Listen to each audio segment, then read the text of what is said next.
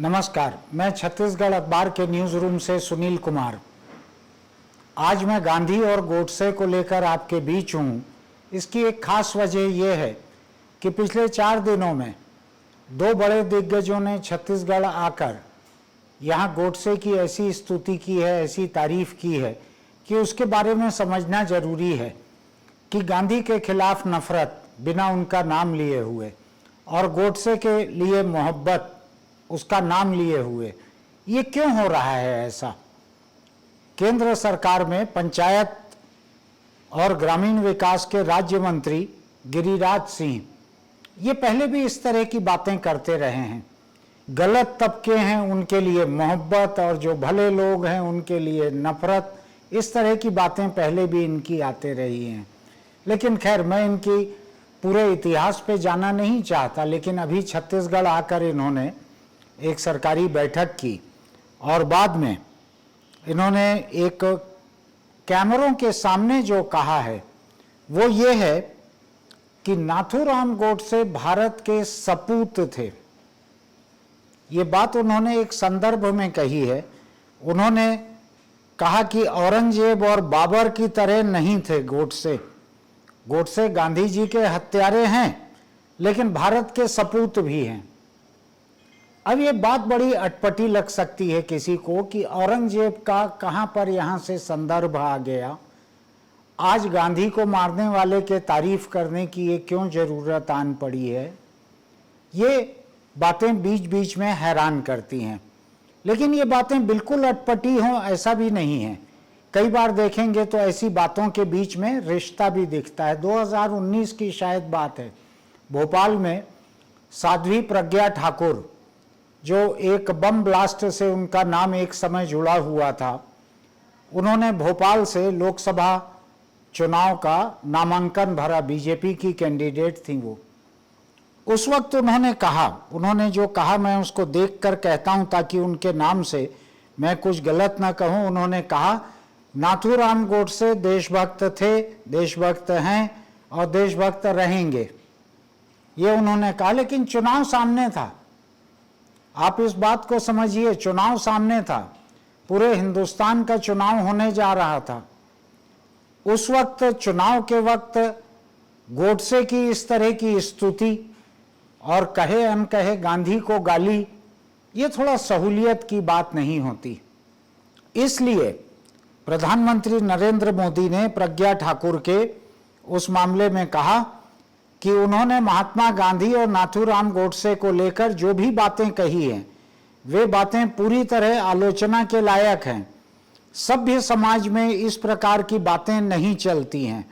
उन्होंने माफी मांग ली है, लेकिन मैं अपने मन से उन्हें कभी माफ नहीं कर पाऊंगा, ये कहा था नरेंद्र मोदी ने। अब मन का तो हम नहीं जानते कि मन से वो माफ कर पाए कि नहीं कर पाए, क्योंकि वो हर महीने शायद मन की बात जो कहते हैं पूरे देश के सामने, रेडियो पर, टेलीविज़न पर, अखबारों में भी छपती है 1-2 दिन तक।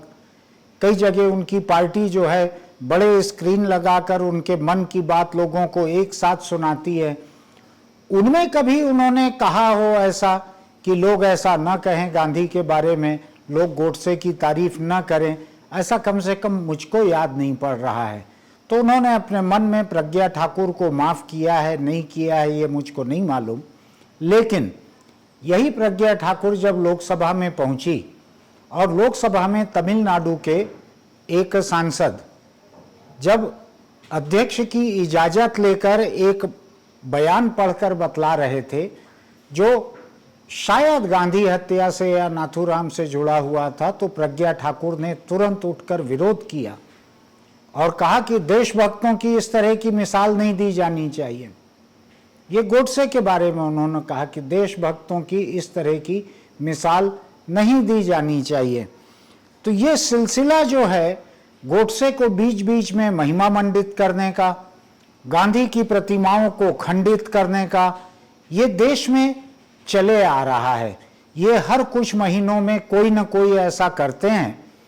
शायद ये इसलिए होता है कि लोगों का बर्दाश्त देखा जाए कि लोग अब हिंदुस्तान के किस हद तक गांधी की हत्या को बर्दाश्त कर पा रहे हैं, किस हद तक गोडसे को माफ कर पा रहे हैं। ऐसा मुझको लगता है कि ये लोगों के बर्दाश्त को टटोलने का, ठीक वैसे ही जैसे हिंदुस्तान के लोग कितने बेवकूफ़ हैं, उनमें वैज्ञानिक समझ पूरी तरह से खत्म हो गई है नहीं, इसको परखने के लिए एक बार गणेश जी को दूध पिलाने का फैलाया गया था प्रपंच। आपको याद होगा कि गणेश जी दूध पी रहे हैं या कोई और दूध पी रहे हैं, इस तरह का उस वक्त फैलाया गया था। तो ये दूध पिलाने का प्रतिमाओं को जो प्रपंच फैलाया गया था, वो भी इस बात को परखने के लिए था कि इस देश में लोगों की वैज्ञानिक समझ थोड़ी बहुत बाकी रह गई है या नहीं, इसलिए किया गया था ये। अब मैं यहाँ पे एक दूसरी बात और कहना चाहता हूँ, इसलिए भी मैं ये देख देख कर बोल रहा हूँ। अभी यहाँ पर गोवर्धन मठ पुरी के शंकराचार्य निश्चलानंद सरस्वती आए। पुराने शंकराचार्य हैं, ताजा बने हुए नहीं हैं, बहुत पुराने हैं ये, और देश में 4 शंकराचार्य हैं, उनमें से एक हैं ये। उन्होंने कहा यहाँ पर, महात्मा गांधी की हत्या करने वाले नाथूराम गोडसे की पीड़ा को समझने की जरूरत है। हालांकि उन्होंने साफ किया कि गोडसे के विचार से मुझे सहमत या असहमत मत मानिए। गांधी जी की हत्या की उन्होंने, इससे तो मैं सहमत नहीं हूं, लेकिन उनका जो वक्तव्य है, जो उनकी किताब में है, उस पुस्तक को पढ़ने के बाद आपका हृदय स्वीकार करेगा, ये शंकराचार्य बोल रहे हैं, मैं नहीं बोल रहा हूं, कि नाथूराम अत्यंत व्यथित थे। जो चाल चलन उस समय भारत में क्रियान्वित करने का प्रयास चल रहा था, उनके वक्तव्य को पढ़कर प्रभावित हुए बिना नहीं रह सकते।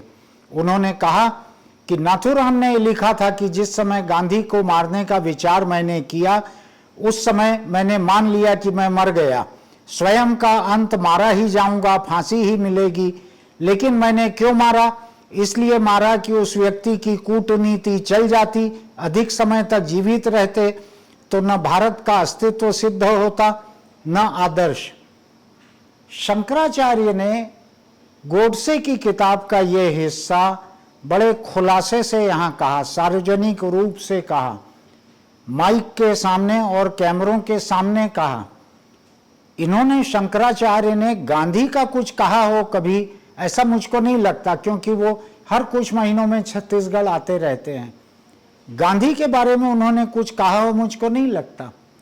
और आज भी वो गोडसे की बातों से सहमत असहमत होने से बच रहे हैं, लेकिन गोडसे की बातों को खुलासे से सामने रख रहे हैं। अब सवाल ये उठता है कि गोडसे को लेकर जगह जगह प्रतिमाएं स्थापित करने की कोशिश कर रहा है हिंदू महासभा।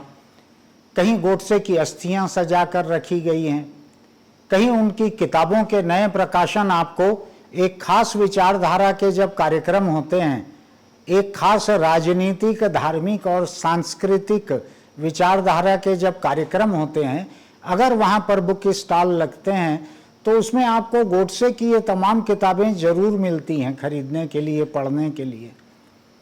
तो इस देश में, गांधी के इस देश में, प्रधानमंत्री भले विदेश जाते हैं तो उनको गोडसे की प्रतिमा कहीं नहीं मिलती फूल चढ़ाने के लिए, उनको गांधी की प्रतिमा पर ही फूल चढ़ाना पड़ता है।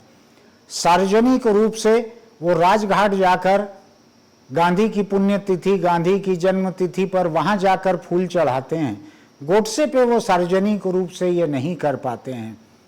तो सवाल ये उठता है कि ये देश गांधी का देश है या गोडसे का देश है। जिस तरह से केंद्र सरकार के एक मंत्री यहाँ आकर कैमरों के सामने गोडसे को भारत माता का सपूत बोलकर गए हैं, अब अभी तक प्रधानमंत्री का बयान आया नहीं है कि वो गिरिराज सिंह को दिल से माफ कर सकेंगे कि नहीं माफ कर सकेंगे। वो उनकी बात वो जाने, या तो अगले मन की बात में हम लोग सुनने की कोशिश करें कि वो क्या कहते हैं। लेकिन मैंने इस पूरे मामले में देश के एक प्रमुख विचारक हैं जो बोलते भी अच्छा हैं, वजनदार बात बोलते हैं, पढ़े लिखे हैं, समझदार हैं, दिल्ली में प्राध्यापक हैं, अपूर्वानंद जी। मैंने उनसे समझने की कोशिश की, मैंने उनको बतलाया टेलीफोन पर कि ऐसा ऐसा यहाँ पर हुआ है, ऐसा ऐसा इन लोगों ने बयान दिया है, आपको क्या लगता है कि इस देश में गोडसे को लेकर ऐसा क्यों हो रहा है? तो उन्होंने जो कहा वो बातें बहुत महत्वपूर्ण हैं। हम अभी आपको उस टेलीफोन कॉल की रिकॉर्डिंग जो उनकी इजाजत से मैंने की है उसको हम सुनवा रहे हैं, आप इसको सुनिए जरा। मैं ये समझना चाह रहा था कि अभी देश में बहुत सारे अलग अलग लोग गोडसे को महिमा मंडन कर रहे हैं, उनकी तारीफ कर रहे हैं, गांधी को गालियां दे रहे हैं। कुछ लोग दोनों काम कर रहे हैं, कुछ इसमें से एक एक काम अलग अलग कर रहे हैं। अभी सेंट्रल मिनिस्टर गिरिराज सिंह यहाँ आए छत्तीसगढ़ में, तो वो गोडसे को भारत का सपूत बोल के गए हैं। पुरी के शंकराचार्य यहाँ आए हुए हैं रायपुर में, तो वो यहाँ पर गोडसे की भावनाओं को समझिए, गोडसे बड़े व्यथित थे, गोडसे जी ऐसे थे, गोडसे जी वैसे थे, ये बोल के गए हैं। और प्रज्ञा ठाकुर इन्होंने पहले जो कहा है, जिसमें नरेंद्र मोदी जी ने कहा था कि मैं उनको कभी माफ नहीं कर पाऊंगा, तो ये ऐसे बहुत सारे मामले आप भी लगातार देख रहे हैं। तो मैं आपसे समझना चाह रहा था कि हिंदुस्तान में आज गोडसे को इतने सम्मान से स्थापित करने की ये कोशिशें क्यों चल रही हैं, क्या लगता है आपको?